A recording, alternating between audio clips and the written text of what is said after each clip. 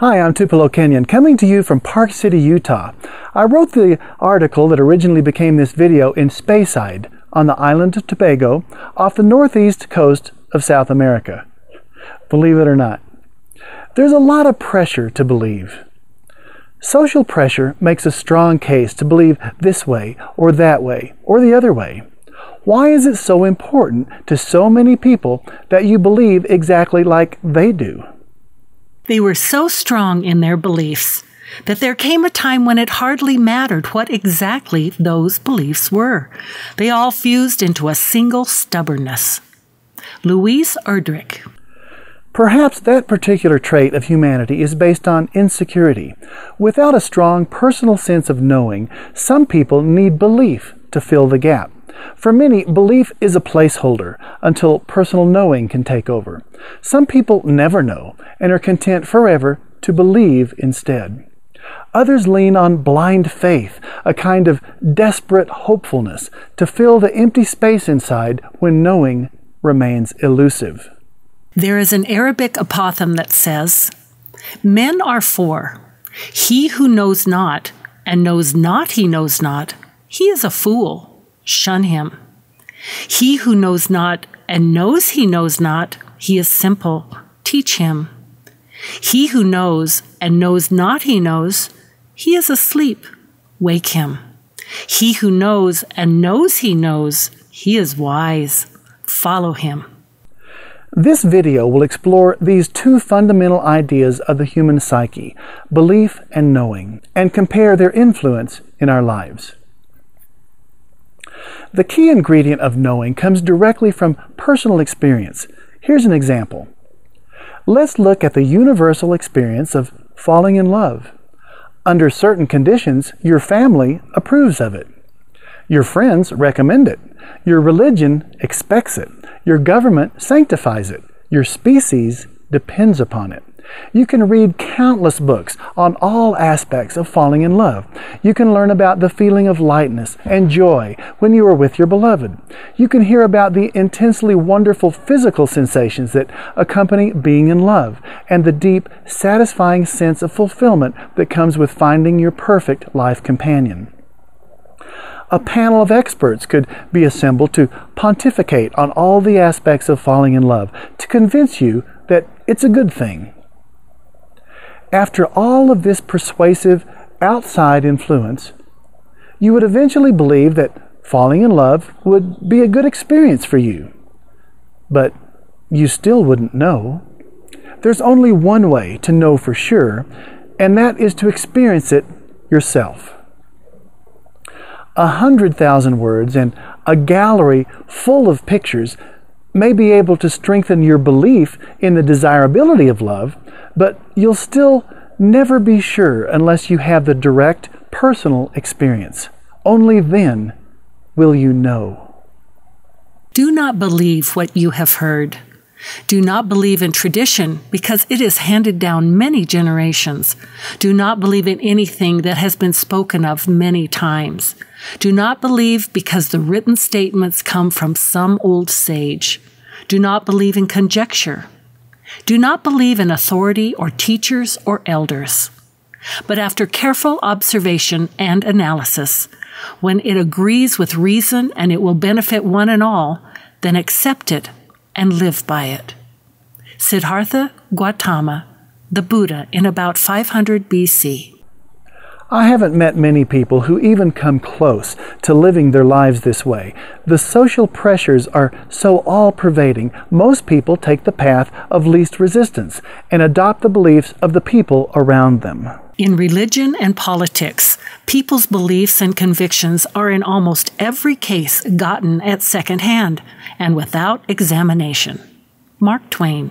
And in the 1700s, George Christoph Lichtenberg said, "With most men, unbelief in one thing springs from blind belief in another." For most of us, family is the most influential factor when it comes to passing on beliefs, especially when we are very young. It's easy to believe like our parents believe because we assume they know. But as we get older and begin having our own personal experiences, we begin to recognize the difference between what they know and what they believe. Then we imagine our parents believe as they do because their parents believed that way, and surely they must have known. This trail of belief can be traced back through your family tree for as many generations as you choose. Who based their beliefs on their own personal experiences, and who merely believed? Who knows? Never utter these words. I do not know this, therefore it is false. One must study to know to understand to judge. Apothegm of Narda. Here's a Thanksgiving tale to illustrate. At Thanksgiving, my family usually enjoys a traditional turkey dinner. My sister was preparing the turkey, and I found it curious that she cut off both drumsticks before placing the bird in the oven. When I asked why she did that, she replied, "Well, that's the way Mom always did it." So I asked Mom why she cut off the drumsticks before baking the turkey, and she said, "Because that's the way Grandma always did it." So naturally I asked Grandma why she did that, and she said, "Well, I had to cut the legs off because a long time ago I had a very small oven and the turkey wouldn't fit otherwise." My sister and my mom believed this was the best way to bake a bird without knowing why. They based their beliefs on what they'd learned from Grandma's experience. Grandma, on the other hand, knew this was the best way for her to roast a turkey based on her own personal experience with her narrow oven. Only one person in this story, Grandma, based her actions on what she had learned from her own personal experience. My sister and Mom, on the other hand, based their beliefs on hearsay. They held the belief that they already knew the best way to bake a turkey. It worked for Grandma, so it was good enough for them. They chose to adopt our ancestors' way for all the wrong reasons. In about 600 BC, Aesop said, "Don't let your special character and values, the secret that you know and no one else does, the truth, don't let that get swallowed up by the great chewing complacency." Some people think for themselves and know what's best for them based on their own personal experiences. Others don't ask questions and do things as they have always been done. No questions asked. I would rather have a mind opened by wonder than one closed by belief. Jerry Spence. Although the turkey story is not based on my actual family, they're much smarter than this. The story does a good job shedding some light on the difference between belief and knowing. What is belief but a habit of thought? If we're in the habit of thinking a particular thought over and over through the years, through the centuries, through the millennia, it becomes very familiar to us. Even if the thought would appear outrageous to a third-party, non-partial viewpoint, its familiarity makes it seem normal. The thought is comfortable and seems to fit well if only because we have heard it since our earliest memories. Man is made by his belief. As he believes, so he is. From the Bhagavad Gita in about 400 BC. Does this familiarity make it a fact? Does the fact that millions of other people subscribe to a particular thought make it infallible? Does the thought's subscriber base prove that it is true for all people at all times? No, it simply means it's a popular, familiar belief, a thought that many people have habitually thought for a period of time. Bertrand Russell said, "The fact that an opinion has been widely held is no evidence whatever that it is not utterly absurd. Indeed, in view of the silliness of the majority of mankind, a widespread belief is more likely to be foolish than sensible." And Edith Sitwell said, "The public will believe anything so long as it is not founded on truth."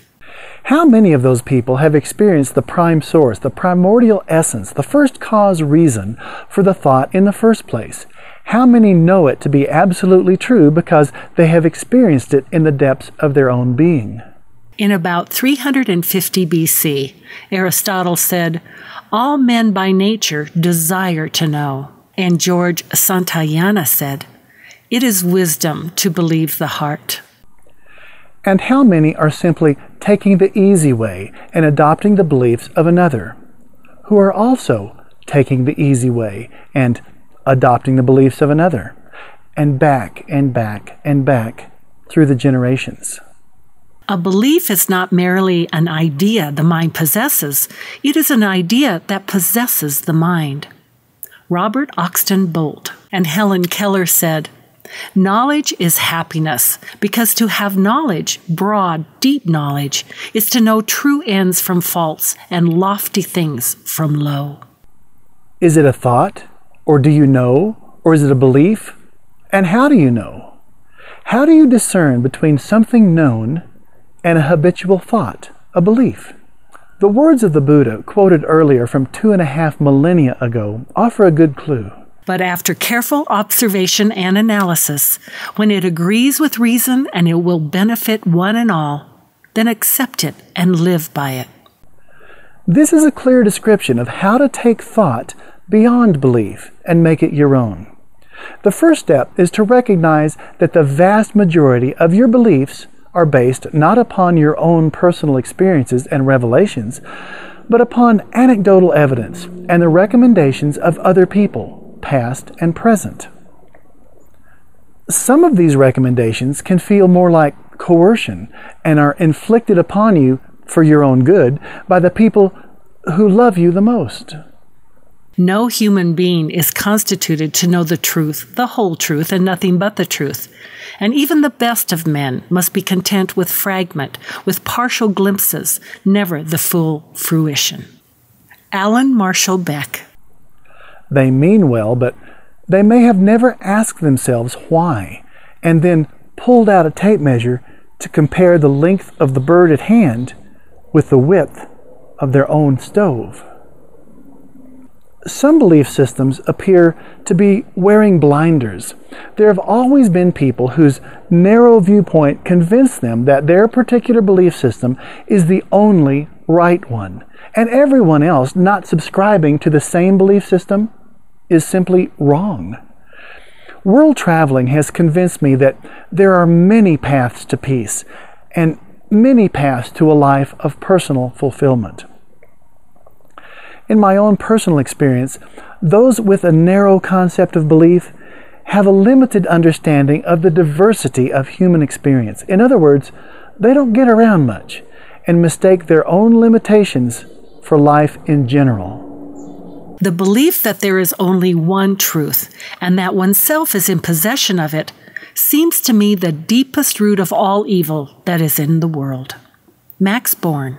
And around 1600, Galileo Galilei said, "I do not feel obligated to believe that the same God who has endowed us with sense, reason, and intellect has intended us to forego their use." You know by personal experience. You may believe you can ride a bicycle. You can hear all about it from other people. You can read about it in books and study diagrams explaining momentum and balance. But there's a big difference between knowing about something and knowing it. You will never truly know how to ride a bicycle until you do it yourself. We only know insofar as we do. Novalis, around 1800. Even if you do it badly at first, you are gaining important personal experience that will make bicycling real to you. With practice comes proficiency, and eventually you will know how to ride a bicycle. Only what we partly know already inspires us with a desire to know more. William James. Let's look at your bicycling experience through the filter of Buddha's recommendation.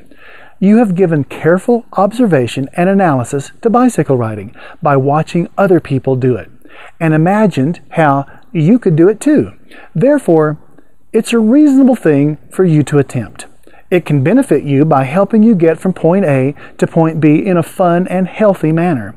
It can benefit others in the reduction of fossil fuel consumed. Once you have personally done it, you can now accept it as something beyond belief. It is now known, something to call your own, and you can live by what you've learned. Of course, you may choose not to believe any of the ideas in this video simply because some of them are based upon written statements from some old sage, namely Buddha in this case, an authority on such matters, a teacher, an elder. If you choose instead to prove it to your own satisfaction in your own life, you may be able to hear him smile upon you across the centuries. It's good to allow beliefs to morph. Some beliefs serve you for a time, and then you outgrow them. As your experience and understanding grow, it's only natural for your beliefs to grow also. Old beliefs that served you well as a child just get in the way of your unfolding personal development. These limiting beliefs begin to feel like excess baggage. When you have outgrown old beliefs and they are finally released, a new feeling of freedom and adventure dawns upon your understanding. Now you are free to discover new horizons, out with the old and in with the new. Beliefs should support you rather than making you feel like it's necessary for you to support your beliefs. Often, beliefs handed down through the generations are helpful and serve as stepping stones from the past. They serve as a good departure point for our own explorations and personal experiences. It's natural for people to pass on their experiences and what they've learned to the next generation.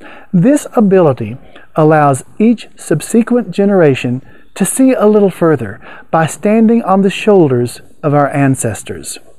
This is one of the main benefits of being a member of the human family. And Dad would lift me up and toss me high in the sky. He caught me every single time with a twinkle in his eye. And Mom would sit me on her hip and take me for the ride, quick to encourage me, show me off with pride. And if I can see a little further now that we're a little older, it's because we all stood taller when I stood upon their shoulders.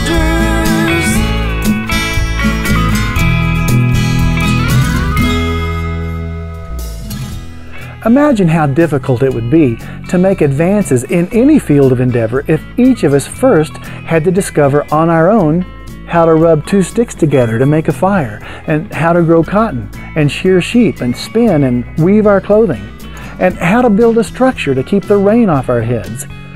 If each of us had to repeatedly reinvent the wheel before we could turn our attention toward other things, progress would come to a grinding halt. Our knowledge is the amassed thought and experience of innumerable minds. Ralph Waldo Emerson. So, don't adopt beliefs blindly just because everyone else seems to be doing that. Instead, learn whatever you can from whoever you can, and then prove its appropriateness for you in your own personal experience. Then, you will know it's true for you at this particular time. Allow your beliefs to change as your understanding matures. Then, and only then, you will have something worthwhile to offer others. Knowledge exists to be imparted. Ralph Waldo Emerson. Hopefully, those others will take your truths with a grain of salt and prove it in their own personal experience rather than swallowing it on blind faith alone. There's a way to benefit from all that has come before and remain on the leading edge of thought. We can evaluate the thoughts and beliefs of all the cultures of man through the ages, but still depend on our own personal experience and judgment. We can stand on the shoulders of our ancestors in order to help us see further, which helps us avoid jumping over the cliff with all the lemmings. I'm Tupelo Kenyon. Thanks for tuning in. I'm taking a chance, a confidence stands for jumping. Here I go, who knows where I land. Voices are